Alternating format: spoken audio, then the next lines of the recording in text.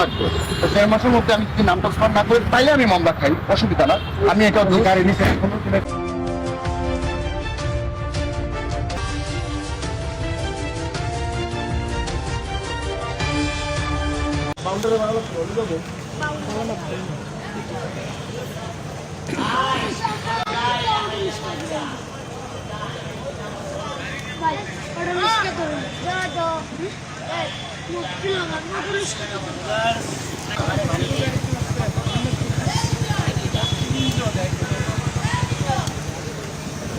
গাড়ি থেকে নামে একবারে ওই গ্যাপে ঢুকাই দেন গাড়ি, গ্যাপে ঢুকান, রাস্তার ভিতর না রেখে গ্যাপে ঢুকান। গাড়ি কাগজপত্র বাইর করেন।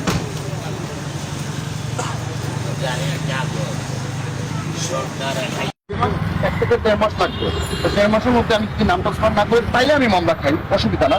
আমি এটা গাড়ি নিচে এই ডকুমেন্ট আমার কাছে আছে, সব কিছুই আছে, আমার বাসায় সব কিছু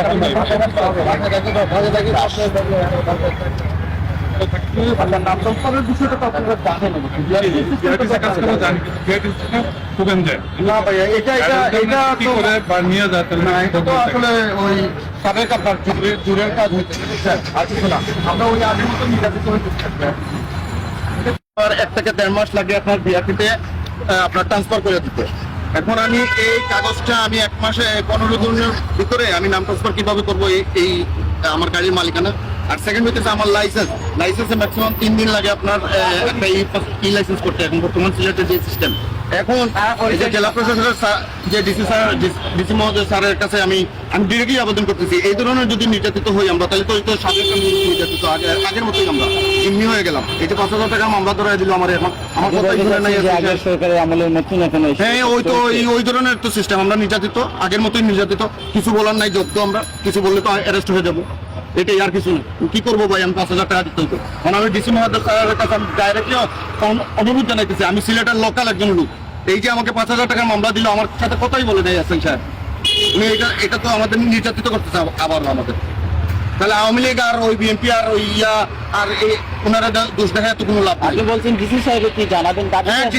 না, আমি আপনাদের মাধ্যমে ডিসি স্যারের সাথে ডাইরেক্টলি আবেদন করতেছি যে এই ধরনের যদি কার্যক্রম চলে তাহলে তো এটা আগের মতো নির্যাতিত আমরা, এটাই আর কিছু না।